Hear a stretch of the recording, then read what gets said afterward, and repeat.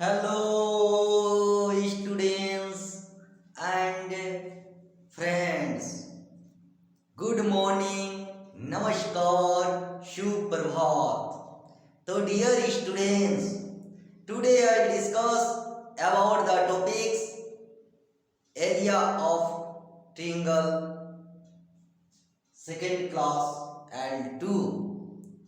तो dear students, पिछला class में हम लोग क्या क्या देखे थे? Right angle triangle, without right angle triangle, equilateral तक। आज देखेंगे एरिया ऑफ ट्रायंगल्स के अंदर isosceles triangles.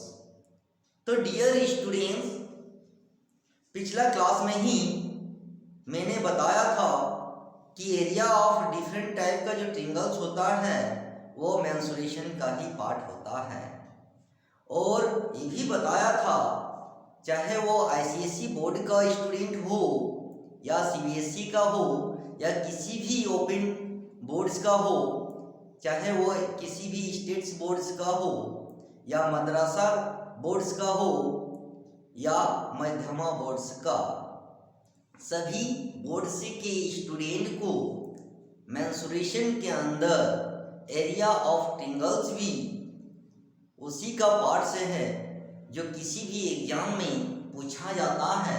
And also different type, चाहे वो एसएससी एग्जाम हो या रेलवे एग्जाम हो या बैंकिंग एग्जाम हो या छोटा छोटा कोई भी एंट्रेंस एग्जाम हो, ये मेंसुरेशन पार्ट जो है most important parts of different type competitive examinations आपका एकेडमिक क्लास में काम तो आएगा ही, लेकिन डिफरेंट टाइप कॉम्पिटिटिव एग्जाम में भी पूछा जाता है, चाहे वो केंद्रीय विद्यालय के लिए हो या नवोदय विद्यालय के लिए हो या किसी भी स्टेट विद्यालय के शिक्षक नियुक्ति भर्ती परीक्षा के लिए ही क्यों ना हो, डिफरेंट टाइप टीचर रिक्वायरमेंट में भी पूछा जाता है। तो डियर स्टूडेंट, मेरे कहने का मतलब है यदि आप अपना एकेडमी क्लासेस के अंदर ही यदि 100% नॉलेज पॉइंट ऑफ व्यू से माइंड में सेट करके रखते हैं तो आगे जाके कोई भी कॉम्पिटिटिव एग्जाम में बैठिएगा यही काम आता है।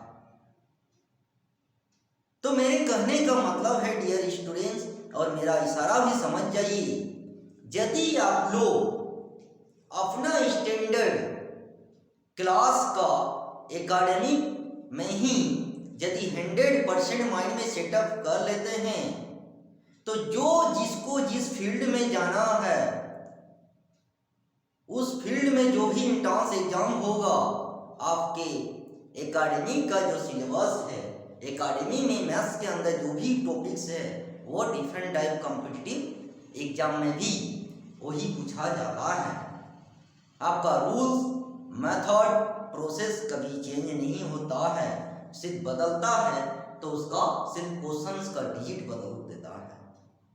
तो डियर स्टूडेंट्स, आज जो मैं एरिया ऑफ ट्रायंगल्स के अंदर जो डिस्कशन करने जा रहा हूं वो है आइसोसेल्स ट्रायंगल्स। तो आइसोसेल्स, तो first of all I will define isosceles triangles. Isosceles triangles किसको बोलते हैं? तो आइसोसेल्स ट्रायंगल्स वैसे ट्रायंगल्स को बोलते हैं डियर स्टूडेंट्स जिसका टू साइड्स आर इक्वल होता है, मतलब ए बी एंड सी, ये यदि AC इक्वल होगा AB का तो आइसोसेल्स ट्रायंगल्स किसको बोलेंगे?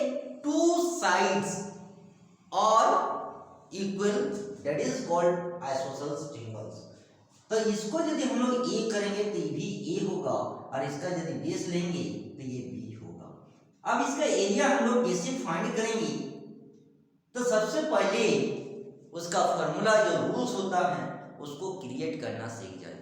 यदि उसका रूल्स और फॉर्मूला को क्रिएट करना आ गया तो एग्जाम में कहीं से भी क्वेश्चंस देने दीजिए, उसका रूल्स को अप्लाई करके वैल्यू को पुट करके सिर्फ सिंपलीफाई कर देना है। तो चलिए, तो मान लीजिए BC को बेस डी है, तो यहाँ पे मान लीजिए यहाँ पे डी है, तो ये आपका राइट एंगल ट्रायंगल बना एडी परपेंडिकुलर बीसी पे। तो बी का जो बीसी का जो बी है इसको हाफ हाफ हो जाएगा, बीडी का भी बी बाई 2 हो जाएगा और डीसी का भी बी बाई 2 हो जाएगा। तो यहां से यदि हम लोग इन ट्रायंगल एडीबी को लेंगे तो बाय पाइथागोरस यहाँ पे यूज करके यहाँ पहले हाइट निकाल लीजिए। हाइट निकल जाएगा तो by Pythagoras theorem, Pythagoras theorem से हम लोग एडी स्क्वायर इक्वल टू क्या हो जाएगा, ए बी का स्क्वायर माइनस बी डी का स्क्वायर। क्लियर। और एडी मेरा एच है, यहाँ पे एच स्क्वायर दे दिए हाइट, और ए बी का जो है यहाँ पे ए स्क्वायर है माइनस बी डी का जो है यहाँ पे बी बाई 2 का स्क्वायर। क्लियर। तो A square minus B square by 4, यहाँ पे 4a square minus B square by 4 और यहाँ से एच स्क्वायर। तो देयरफॉर एच इक्वल टू यहाँ पे अंडर रूट हो जाएगा 4a square minus B square अब बाई 4 का 2 हो जाएगा, इन 2 हो जाएगा, अंडर रूट 4 का 2। क्लियर। एच निकल गया। अब हम लोग क्या करेंगे कि यहाँ पे जो राइट एंगल ट्रायंगल का जो फॉर्मूला हम लोग जानते हैं कि area of triangle right angle triangle का क्या होता है, half into base into height.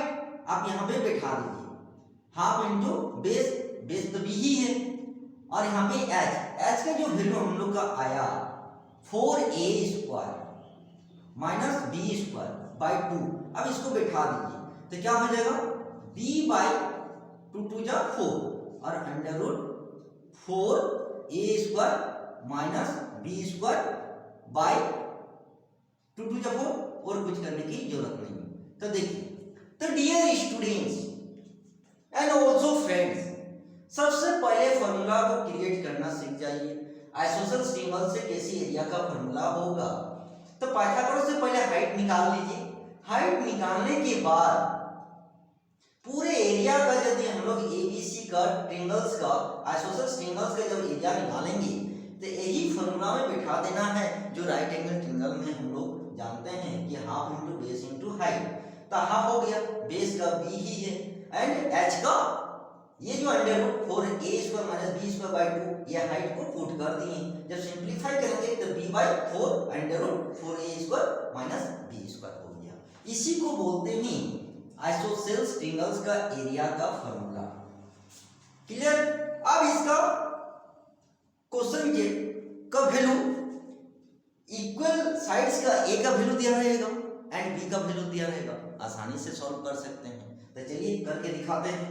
तो मान लीजिए क्वेश्चन नंबर 1 आपका रहेगा कि इफ इक्वल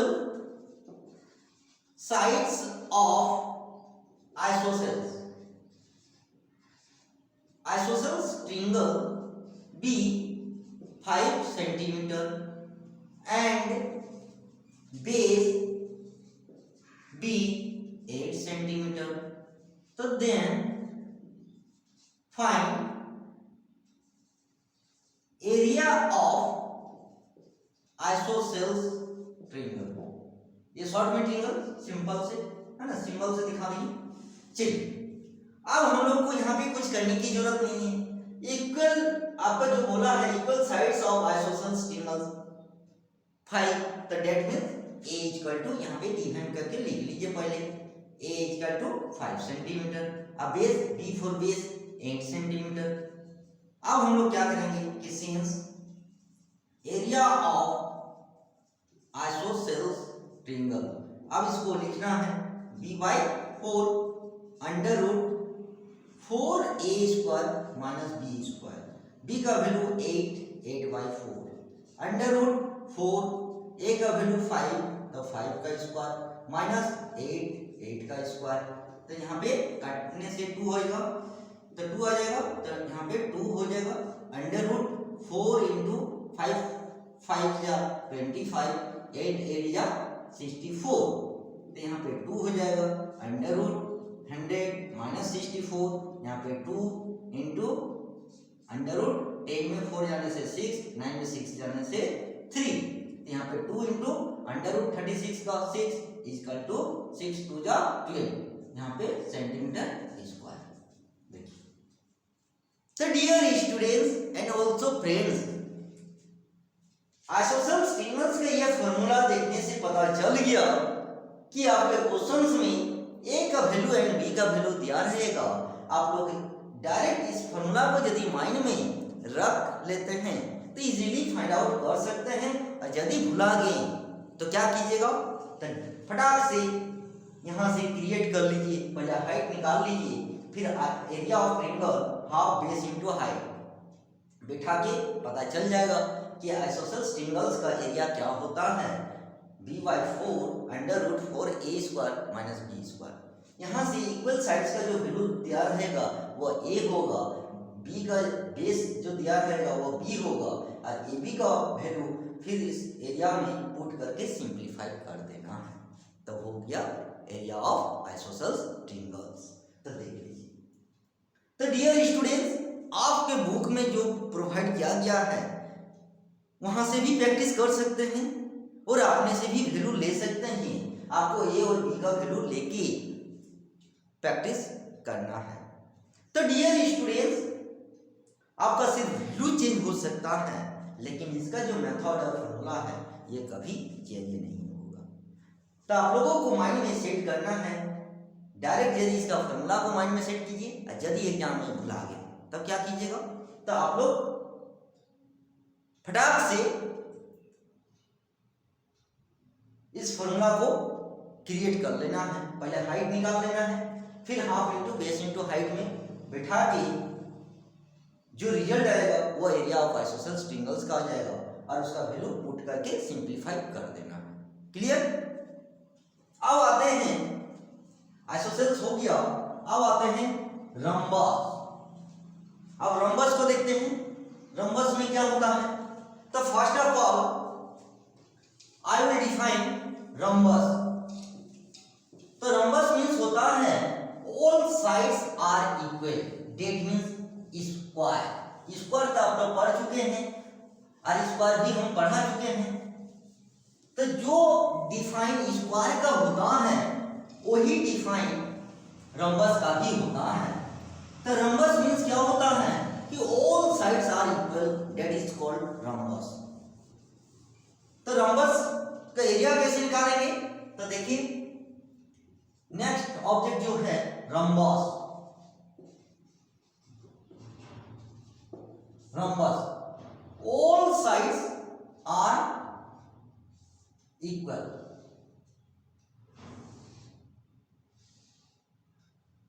ये A B and C and D, और डायगोनल मान लीजिए ये D1 है तो ये आपका D2 है, ठीक है।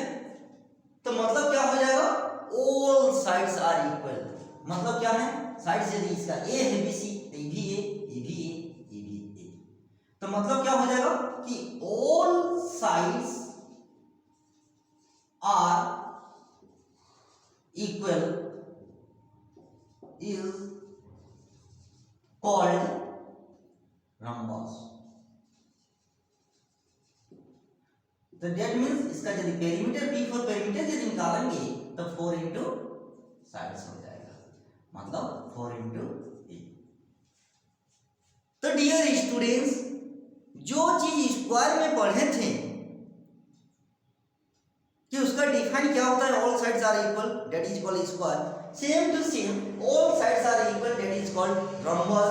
पेरीमीटर भी सेम रहेगा 4 इंटू साइड्स, लेकिन एरिया ऑफ स्क्वायर का होता है साइड्स स्क्वायर, लेकिन इसका एरिया ऑफ रhombus जो होता है यहाँ चेंज हो जाएगा। तो यहाँ पे एरिया ऑफ जो रhombus हम लोग निकालेंगे यहाँ पे चेंज हो जाएगा, यहाँ पे half into product of diagonal, क्या हो जाएगा, प्रोडक्ट ऑफ डायगोनल्स हो जाएगा, product of diagonals, that means half into D1 into D2 हो जाएगा। यहाँ पे इसको आप लोग को माइंड माइंड में सेट करना है। तो dear student, as a student point of view से आप लोगों को माइंड में सेट करके रखना है कि वहां पे एरिया ऑफ स्क्वायर पढ़े थे, साइड्स का स्क्वायर, लेकिन पेरीमीटर तो रम्बस का सेम होगा स्क्वायर जैसा, लेकिन एरिया चेंज हो जाएगा। एरिया ऑफ रम्बस क्या हो जाएगा? Half into product of diagonals, that means half into d1 into d2। मतलब क्या हो गया? ये हाफ इंटू एक डायगोनल आपका BD है तो यहाँ पे BD हो जाएगा, और एक डायगोनल AC है तो यहाँ पे AC हो जाएगा। देखिए, तो आपको पता चल गया इसमें डायगोनल्स का 2 वैल्यू लेना है और हाफ से मल्टीपल करके सिंपलीफाई कर देना है। तो चलिए क्वेश्चन भी देख लीजिए। तो यहाँ पे क्वेश्चन आपका पूछा जाएगा कि क्वेश्चन नंबर 1 कि इफ डायगोनल्स है ना, डायगोनल्स ऑफ रम्बस आर, मान लीजिए 10 सेंटीमीटर एंड 15 सेंटीमीटर, तो then find area of rhombus.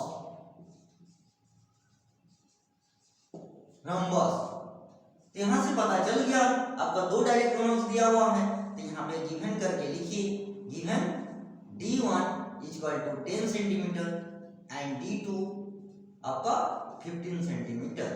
तो since area of diagonal equal to half into d1 into d2, तो क्या हो जाएगा? हाफ इंटू d1 का वैल्यू 10 एंड 15, तो 2 5 जा 15 और 15 5 जा 75, और यहाँ पे सेंटीमीटर है यूनिट, तो सेंटीमीटर स्क्वायर। तो dear students and also friends, area of rhombus equal to क्या होता है? Half into product of diagonals. d1 and d2 दिया हुआ है, फॉर्मूला को लिखना है, वैल्यू को पुट कर देना है, सिंपलीफाई कर देना है। तो यहां से आपको 3 टाइप का क्वेश्चंस क्रिएट होगा। कभी बोलेगा एरिया निकालिए, कभी बोलेगा एक डायगोनल दिया हुआ है तो दूसरे का डायगोनल निकालिए, या दूसरे का डायगोनल दिया हुआ है तब पहला का डायगोनल निकालिए। तो मतलब मेरे कहने का मतलब है कि यही फॉर्मूला आप लोगों को माइंड में सेट करके रखना है, और इसी फॉर्मूला के अनुसार ही जहां पे जिसका वैल्यू दिया रहेगा पुट करके उसका वैल्यू को फाइंड आउट कर देना है। तो ये देख लीजिए, ये हो गया रम्बस। अब आते हैं पैरेललोग्राम। नेक्स्ट है पैरेललोग्राम। ये पैरेललोग्राम क्या होता है, चलिए इसको भी देख लेते हैं। तो नेक्स्ट का जो ऑब्जेक्ट है dear students and also friend, parallelogram. तो पैरेललोग्राम से ही आपको नाम से ही पता चल गया कि जो उसका पेयर ऑफ ऑपोजिट साइड्स होता है वो पैरेलल होता है, दैट इज कॉल्ड पैरेललोग्राम। तो नेक्स्ट जो पैरेललोग्राम आता है वो है, ये है पैरेललोग्राम। तो पैरेललोग्राम नाम से ही पता चल गया कि आपका जो ऑपोजिट साइड्स जो पेयर होता है वो पैरेलल होगा। तो दैट मीन्स